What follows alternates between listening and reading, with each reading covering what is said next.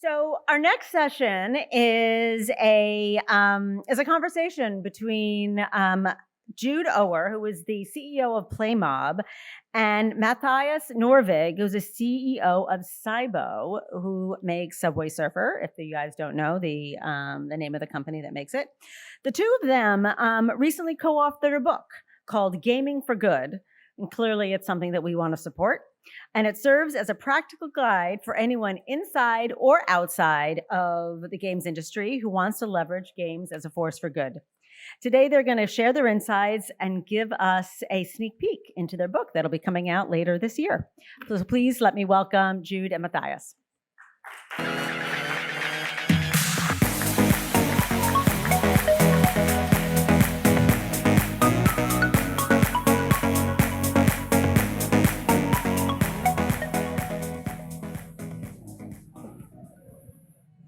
Good afternoon, everyone. Sorry, it looks like we've walked on with coffees, but it's water. So my name's Jude, and I'm the founder and CEO of a company called Playmob. So we do insights for impact. But we're here today to talk about a book that we've co-written together. And so this is the first time that we are talking about it publicly with you guys. So we want to share it today. And so we're just going to have a conversation between the two of us and kind of give you some insights in terms of why we thought this book was really important, some of the things that we learnt from it, and some of the things that we think will come out of it and what the book should do. So do you want to introduce yourself? Yeah, I'm Mathias Norvig, the CEO of SYBO. We're the makers of Subway Surfers, the most downloaded game in the world. We crossed 4 billion downloads before GDC this year. And we keep going strong. This is a topic that's super important to us as a company, but also something that really feels like the whole industry is coming together in a nice way. So yesterday at the UN, we celebrated the 20-year anniversary of Games for Change. The Play Nice dinners that Jude started hosting several years ago, and now seeing the big corporates coming to events like these. So it's not just smaller indies. It seems like all the stars are aligning. Definitely. So I'm just going to start by asking you a question. So why was this book important for you? And what do you think it means? You know, you're kind of deeply in the games industry. What do you think it means for the games industry? For me, what's exciting about this book, it's the first time that big all the industry seniors have an opinion on the topic. So I think what we managed to do is get a lot of good and very senior people to have a strong opinion on what they should be doing on this agenda. This is a topic that's very near and dear to my heart. It's a topic that I know you care about. And I think as an industry, we need a shared vocabulary, and we need a clear direction for how you can engage. If you're a company that isn't doing it already, and if you want to explore it, how do you get to know more about this?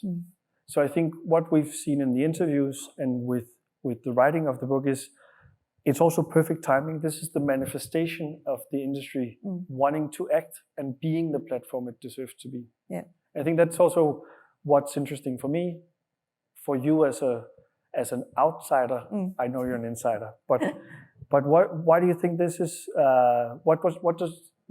What impact does this book have on the companies that are looking at the industry or are at the outskirts of the industry? Yeah, so I think it's a really interesting one for those who are not in the industry as well, because the position that I come from is because Playmob is a platform and we connect non-games organizations to games to talk to gamers about things that they care about. We get a lot of insight in terms of how people perceive the industry. And so I think the first thing for me was, even still now and after 10 years, I meet kind of organizations that are, might be in the energy space, or they're a FMCG or a big brand. And every meeting that I have usually starts with, but gamers are teenage boys in their bedrooms playing war games. And, some gamers are teenage boys playing war games in their bedrooms, but that's not, the pure definition of one. So I think it was really to demystify the games industry and help people who are not in the industry see what it's all about and what the opportunities are to engage with the industry in a really positive way. And as Mathias was saying, this is just the time is now, because we do have big organisations and industries that are not in gaming who are looking to make change and are trying to get their heads around the industry and the possibilities. Obviously, they're going to see things like 3 billion gamers on the planet, so they're thinking, well, how do we engage with them? What are the opportunities, the possibilities, and the way that you can do it in a right way and a good way. And so it's really to try and kind of lay this out and be, a manifesto for those that are in the industry and not in the industry. So, what do you want to see happen as a result of the book? So imagine, obviously we're kind of giving you a preview today, but the book launches in September. And so after that point, what do you want to see come out of it? What's your ambition? I hope that this, there's a lot of good initiatives already, and I hope that this kickstarts the next level of initiatives. We have a credo which is, when given a choice, choose right, which means that if you have two equally good features, choose the one that's more just, choose the one that's more inclusive, choose the one that's more green, diverse, whatever. All the things that makes us a very diverse company at SYBO is that we do the same when we hire. If we have two equally good candidates, we choose the one we have the least of, whether that's gender, whether that's background or educational focus, anything that makes them more diverse, that's something that we cherish. And if we can make that credo the credo of the industry, then I think as an industry, we can also nudge towards something greener. We have to stay relevant. So we need to stay fun. We need to have fun first, but then anything after that can be much more ambitious. So it can do a lot more if we allow us to sort of challenge each other. One of the things that we've done right now, we probably did one of the most ambitious Pride campaigns of any games company. And maybe we even took it one step too far. We had a backlash from some of our community. But I actually like that we're a company that does that tries to take it one step too far, because that's also the ask I have for the industry today and to you guys. Do something. I don't care what, just do something more. If you've done X, Y, and Z and you're proud of it, then think the next letter. In Denmark, we have 3 more letters after those. I'll use that again sometime. But take it one step further and try to take it one step too far rather than playing it safe. If we can be that change with this book, then I think we've come a long way, because I think we allow the shared vocabulary and the steps that can be taken from here to happen by having a reason to be on stage talking about it. Yeah. What do you think? What are some of the key takeaways from the book from your perspective? So I think a really standout thing for me was that each of the people that we interviewed just showed exceptional leadership, and I think it is that leadership in the industry that's needed. You as an example as well. To have this leadership in a game studio where you can empower your teams to think about these big issues and think about how you can weave them into the content of a game. It's I would say brave, but I think it's necessary. And I think it's also, we need that sort of forward-thinking leadership to see that, players love this because, you can see an increase of engagement and, there's a big benefit to the game to do it because it's talking to players about things that they care about, but also employees as well. And, the employees will love a company for enabling them to be able to fulfill things that they are really passionate about. So I think that leadership piece really, really stood out. And I think we're going to see more of that. I think maybe kind of 10 years ago, it was a bit tougher to do this sort of work in the industry. But I think now, because things are changing and, there's big challenges that we need to solve as well. But I think we could only do it if we've got the right leadership in place. And just a couple of examples as well would be like Ilka from Supercell. The way that he kind of celebrates failure and has really kind of empowered his team to, be creative and, and they've been kind of doing, initiatives like this from, for years. in their own games, and then Phil Spencer from Xbox. Again, it's about kind of empowering teams and thinking about the consumers of the future and the things that people really care about and what matters. And say Rob Small from Miniclip, thinking about kind of like, the Miniclip initiatives that have taken place in terms of funding to give to good causes and empowering. There's a committee, I think, that basically choose where funding should go, and it's all done by the employees. So rather than it being top-down driven, it's given to the employees to make the decision, and it's it helps them feel good and empowered to do something. But I think it's a great testament to the company and the leadership as well. So that would be kind of like the big, standout thing that I recognise. I mean, I won't give too much away because we want you to all read the book as well. But yeah, that was my kind of big favourite takeaway.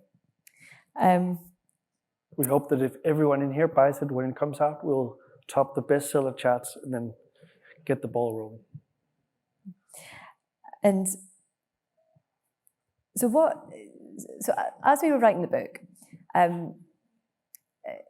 if anybody's like written a book or a dissertation or a PhD, you'll know that you get a topic and then it grows and then shrinks and then grows and then shrinks. And, we had to go through that process. And I think the thing that I recognized as we were writing it was there was so much, so many ideas were coming into my mind about like, the next book or the next topic or where you can go deeper. Whereas in this book, we tried to keep it very high level. So it could appeal to the games industry and not, but like what next? What were the big takeaways for you in terms of like what next after the book, or like the key areas that you think will follow on from this one? I think the book, hopefully for me, is the sort of kickstart of many of these discussions. I hope that we can manage to make it into sort of a website where resources can be shared and where more ideas are coming. That's also what we've seen in Playing for the Planet, the one of the other great initiatives out there. When we were part of the founding partners for that, the same sort of, how do we share knowledge? How do we make sure that people understand that this is what the other company did, and it's something that you can replicate. It's something that you can actually see what they did. It's not just the shiny slide that just says impact, but how do we challenge each other, and how do we also allow the difficult conversations to happen in the companies? At SYBO, which is my best reference, we have too many good causes we want to do. So we also have an internal, I don't want to call it struggle because it's positive messages, but we also want to do pride. We also want to do green. We also want to talk about inclusivity and diversity. And how do we manage still staying relevant and sort of on top of things? Those conversations, I think, is also what I hope will come from this book. Because I think the main thing for me, reading through some of the interviews that you did and thinking about the structure, authenticity and actually allowing as I said, the difficult conversations about, are we serious about this? Are we doing enough? And I don't think any of us are, but how can we keep challenging each other to do more? And asking those annoying questions about, look, what would then be the next initiative? And how can we repeat what we did last year again, but how can we add to that? So the whole authenticity and additionality, I think, is two of the key aspects. And some of the things that I hope we can also work more on, because the name of the book also allows it to sort of have a natural sequel when we dive deeper into some of the topics. Yeah.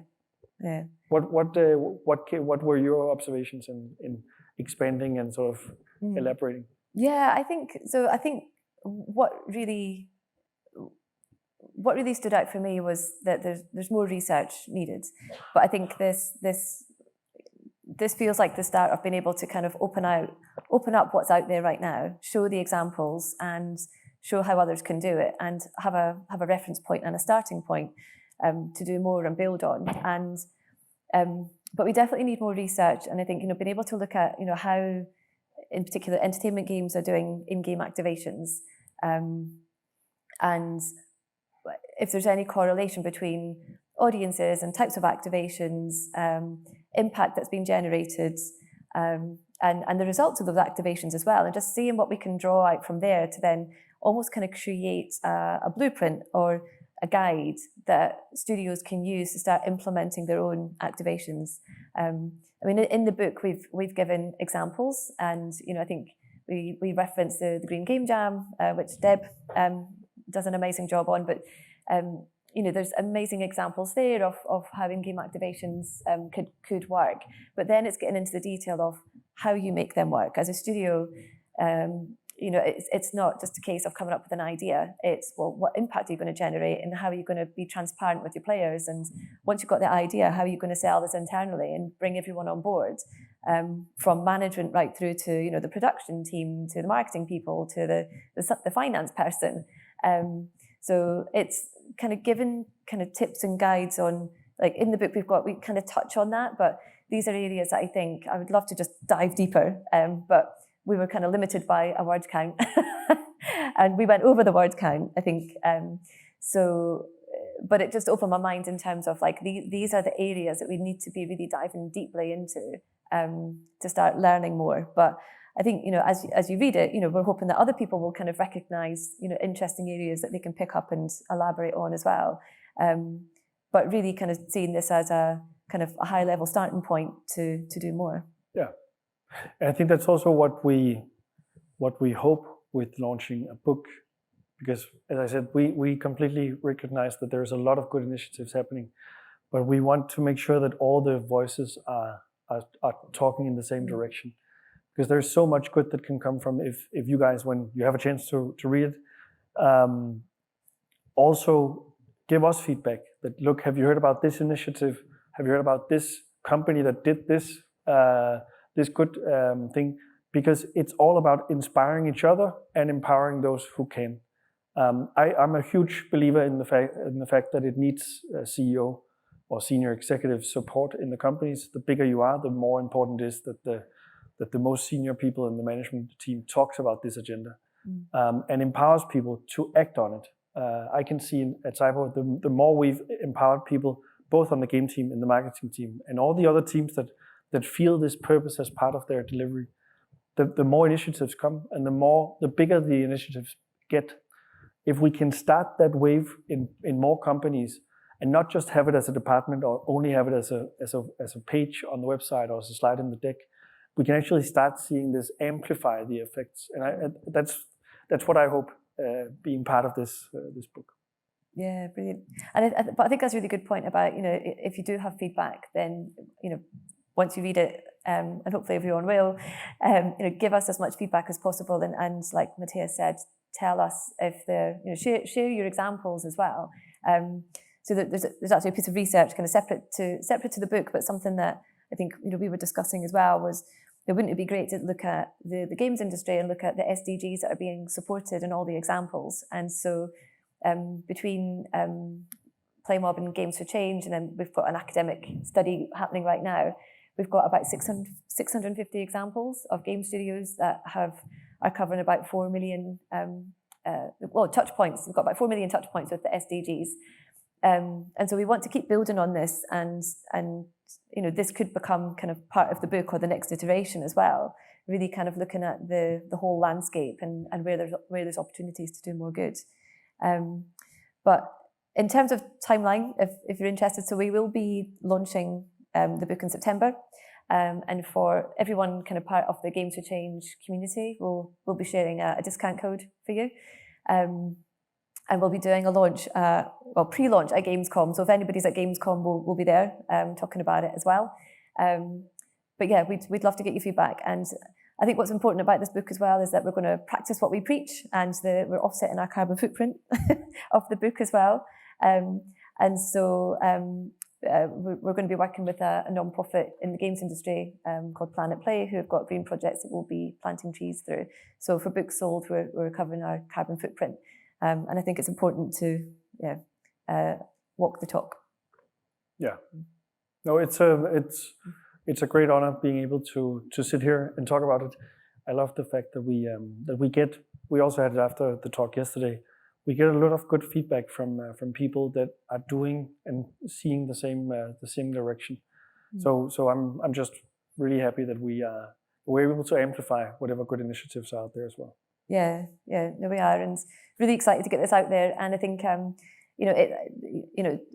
it kind of builds on some of the amazing work that we've seen already in the industry. Like with, I guess one of my inspirations was Jane McGonigal, and she through her book "And Reality Is Broken" in 2011, she said that at the time we were spending about 3 billion hours a week playing games, but if we got to 21 billion hours per week playing games, we can start to solve some of the world's most pressing problems. And so interestingly now, we are 3 billion gamers playing an average of 8 hours per week. So we're 24 billion hours per week, so past that tipping point. So it's just really exciting to kind of think back to, when her book inspired me to kind of get on this journey, and to kind of follow in her footsteps and kind of have the next iteration of showing the examples that are happening in the industry. So yeah, And I just think that we should see ourselves as change agent on this journey. The fact that we reach so many people with SYBO, we reach between 120 and 150 million people every month. We need to play our role in making sure that we add to that, and we are more than just entertainment. So yeah, we'll be sharing the link and code, and hope you enjoy it. And thank you for your time today. Thank you.